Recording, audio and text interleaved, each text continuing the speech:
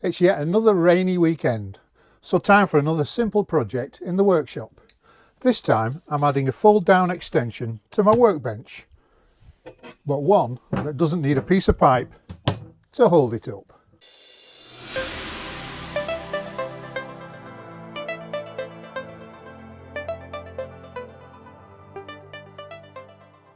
Hi, I'm Chris and welcome to the Handyman at Home channel.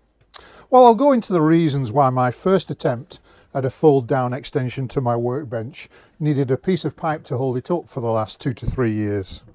But first I thought I'd focus just on a simple drop down table, perhaps one of the most efficient methods of giving you some extra workspace without occupying the space permanently like having another table. So I've finally bitten the bullet and bought myself some folding shelf brackets from Amazon. The YUMORE branded, supposedly heavy duty, made from stainless steel, and I've gone for 18-inch long versions because that matches the depth of my table extension. So first thing is I'll get them unpacked. They do come with fixings, but I'm always a little skeptical about using fixings that come with products like these because the steel tends to be as soft as plasticine. But anyway, we'll see how we go. So yeah, I'll get these unpacked and then I'll just go quickly through the process of fitting a drop down table. Most people will probably know how to do that. It's fairly intuitive, but we'll go through that process and then we'll move on to the extension for the workbench. Initial impressions, yeah, they look pretty decent. No real sharp edges. They're not perfect, but at a shade over £20, you know, it's pretty good. Open them out, you just flick that down, get it into the locking position, and then to release, press the lever and they collapse. One thing I do like, which is worth mentioning, is they have an opening here which allows you to get your screwdriver or your drill bit in through the hole there, which is the upper mounting hole, without having to get it in an angle if that was solid. But yeah, looks pretty good. Okay, well, I've clamped this piece of board to the side of my workbench and let's pretend this is a wall. So what we're going to do is we're going to mount our 2 brackets here and then use a piece of board here to act as the tabletop. So first thing is we want to mark the positions at least of one bracket, and we'll just choose, I'll just arbitrarily choose somewhere about there, and I'm just going to, let's see, I'll just put it there for now. So first thing is we want to get some rough, well, not rough, accurate level measurement. So using my spirit level, if you've got a laser level, that'll do. Probably better actually, but anyway. And I'm just going to draw a faint line across there. So having drawn our horizontal line, it's a good idea to get the brackets as vertical as you can, because if they're slightly off, I'm exaggerating there, but if they're slightly off, you'll find that they bind when trying to close the table down.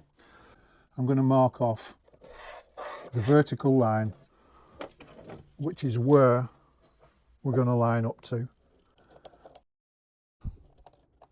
Mark the positions. You could just bang the screws in using the impact driver, but I like to do a pilot hole. Let's get the lower screw in, makes things easy. For the second screw up, I'm going to need to use an extension. They should already fold down. Get a little bit of a pilot hole in there, just about. So I'll get the first screw just started.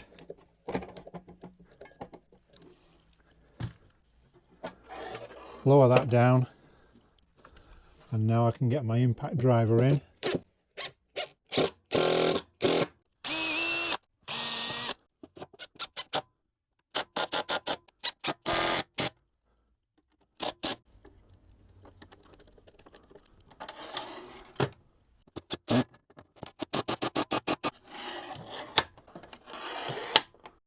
It's just a simple matter now of screwing the top to the brackets.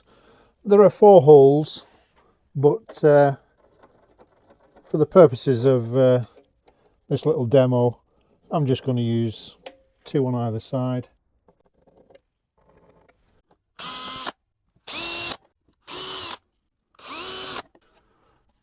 Back on. Won't tighten them up just yet.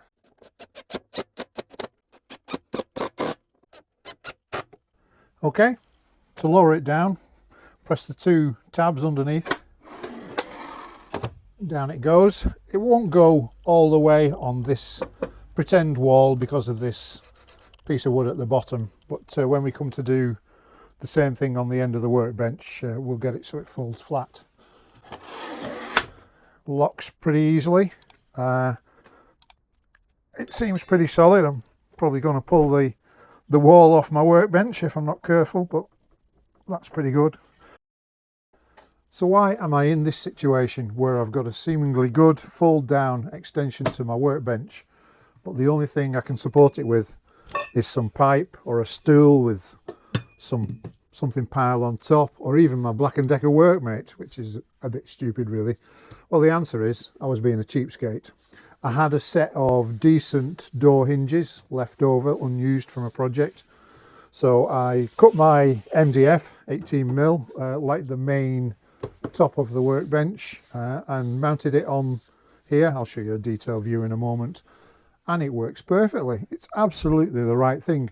And I actually designed it, if I can use that word, to have a cutting slot gap along here, so that when I'm using my track saw, I could line that up and use that as a cutting slot. Did give it a little bit of thought. However, my thought was I'd come up with some nice wooden hinged legs to support it, and it never happened. Time passed, focus changed to other things, and it never got done. So consequently, when I do use it, it's a bit of a faff. And in most cases I don't actually bother, and the result of that is that when you're cutting a piece, the waste piece falls on the floor. So, bitten the bullet, got some fold down hinges, let's get them fitted. But the first thing to show you is it's not straightforward.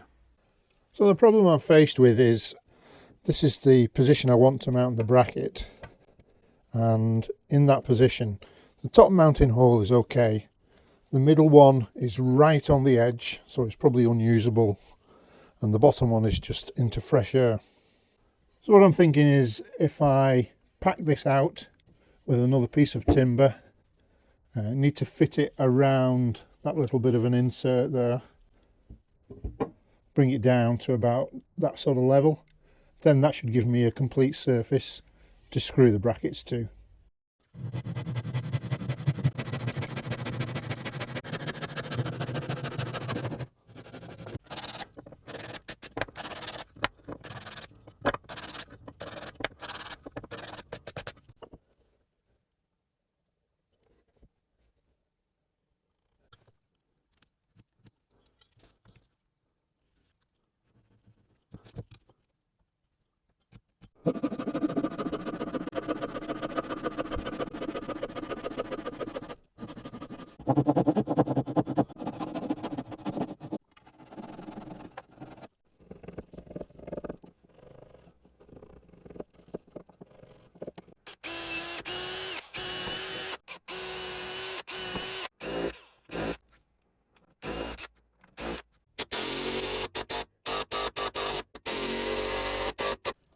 Cut a bit too much off there, haven't I?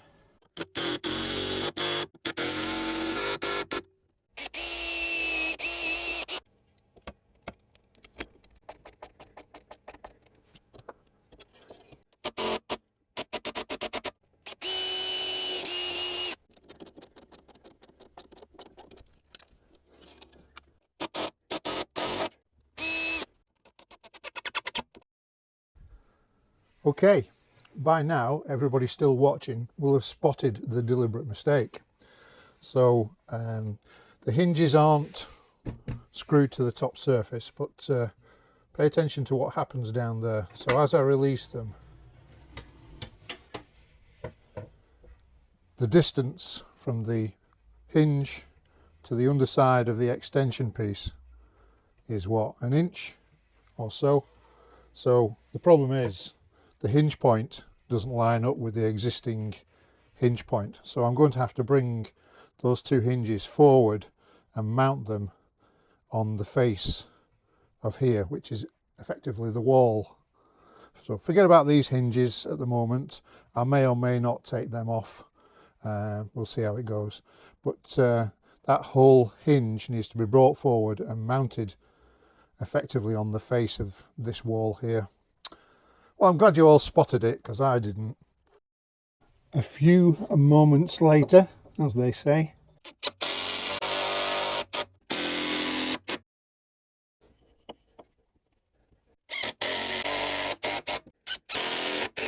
By now you'll have gathered that I like to drill pilot holes.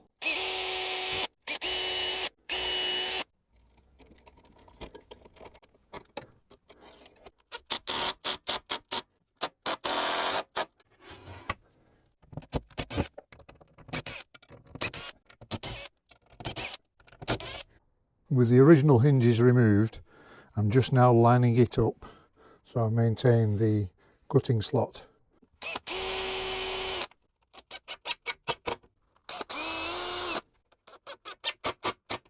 Okay, let's give it a quick try before I put the rest of the screws in.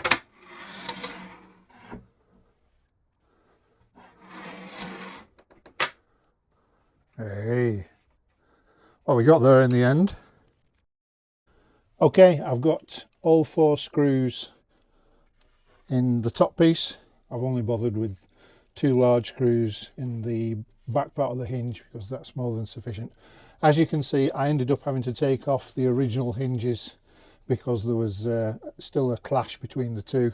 It's not surprising really. I possibly should have just taken them off right at the start. Might have made the job easier, but you never know. So there we go.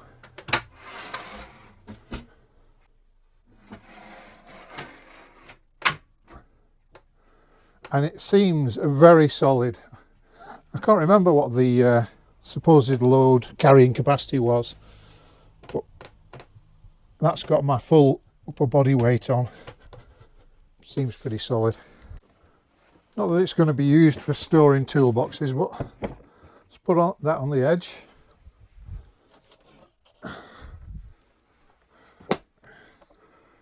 Track saw, impact driver, drill driver, screws,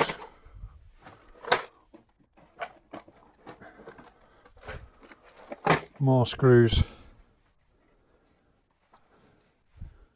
That's good enough for me. At last, I can cut something without it falling on the floor. Well, we got there in the end. Thanks very much for watching. If you found it useful or interesting, or maybe even both, give it a thumbs up or a like. Makes a difference, helps the video get shown to more people. Consider subscribing if you've not subscribed already. I'll be doing a lot more in the workshop over the coming year. It's probably the last one for this year, but I've got plans for a number of improvements. Probably the next big one is the lighting, which I've discussed briefly in other videos, but look out for that one. So make sure you're subscribed. And with that, I'll call this one done. I hope you have a Merry Christmas and a good New Year, and cheers.